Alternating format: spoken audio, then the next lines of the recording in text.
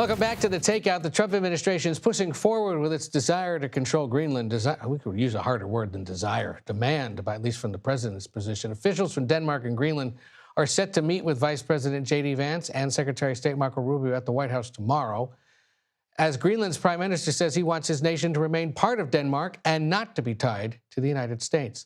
Let's bring in our political panel, because eventually all things become political. Republican strategist Erin Maguire and Democratic strategist and CBS News political contributor Chuck Rocha.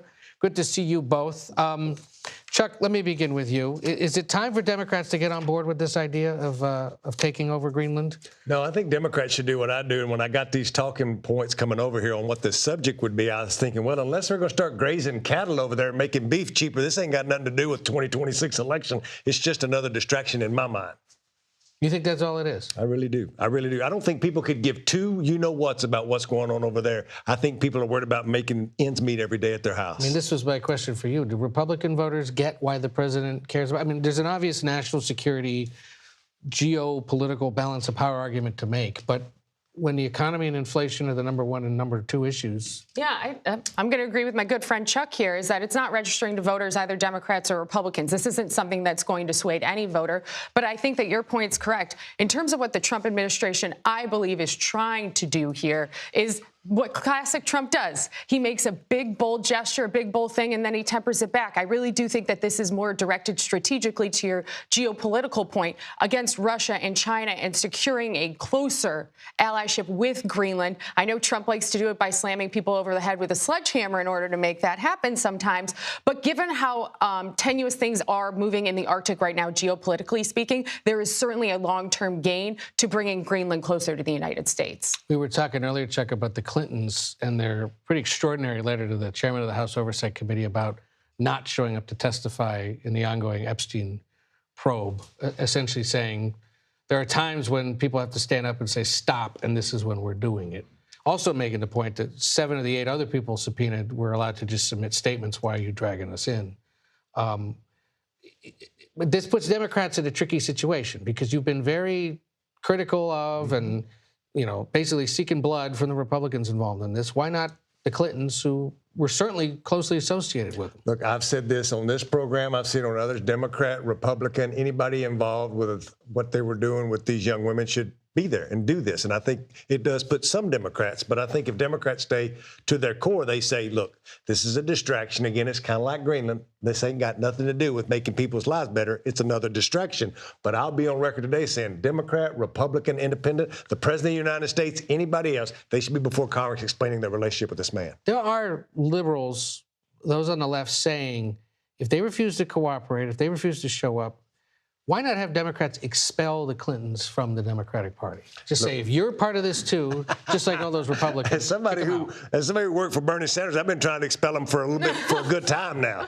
It's going to take a minute, just like the Obama folks. I think there's a whole bunch of people in our party who've been doing things the wrong way for a long time, and I think it's time for a new set of priorities within the party, going back to working class values that made me join this party if we're ever going to take on Republicans and win back power again. This is an example of whataboutism, though. Like, well, if you're going to talk about the Trumps, what about the Clintons and the fact that he was associated with them and went on his plane dozens of times? I mean, again, does this work? Does this help with the base? Does this help turn out voters? Oh, it certainly, I think, helps with the base, right? This is red meat all day for the base. Do I think it helps with voters? Absolutely not. I think talking about the economy, gas prices, jobs, affordability, education. We could be talking about the Supreme Court right now and protecting girls' sports and girls' institutions. All of that is a better message than this. However, it is the whataboutism. Why do the Clintons think that they're better than the law? Why do the Clintons think that they get to skirt this? Why do they think that now trying to sell that they're the resistance to Donald Trump is anything new or exciting for the American people? Hillary Clinton is the reason Donald Trump is president of the United States. She keeps losing to him. This looks like it's going to end up the same way for her. They are not some martyrs now, the Clintons, in the defiance of Trump. They're the same clown show they've been for the last 20 years. Let me build on something Erin is saying, and she made a good point about motivation. Whether it's the Clintons, whether it's Greenland, whatever your thing is at home, both parties have a problem coming in the midterms, and they're both relying on one thing, is that a midterm election is about who you can turn out. Democrats used to be the party that turnout really did help us. Now it hurts us, all depending on who shows up. So the Republicans and Democrats have to find the things that can get these presidential voters back out if we're going to win. You know the one thing maybe Democrats and Republicans can all agree on? What's that? Major Garrett shouldn't get into baseball. Oh, no. He's going to turn a knee or something. Dream. Right. Yeah. I mean, is he a wide receiver? We need a few for the Buffalo Bills this weekend. He is not, but do we have this? I hope he's playing first base. What's that? Yeah. Hope he's playing first base. What's he playing? I always played left out in baseball. Well, we want to take you this is going to be Arizona to check in on Major, who's thriving at fantasy baseball camp with the San Diego Padres. Seems they need the help. And the video here speaks for itself. He's clearly adjusting well at both the plate and in the field. And here he was on lessons learned in baseball and in life. This fantasy camp brings me a lot of life, a lot of spirit, a lot of joy. But my joints, my muscles, they're feeling a little bit close to lifeless. A little bit close. But we're going to get through. We're going to have fun. This is proof of life. No injuries, no significant injuries, but just a lot of aches and pains. No significant injuries. Seems he's going to need some medication.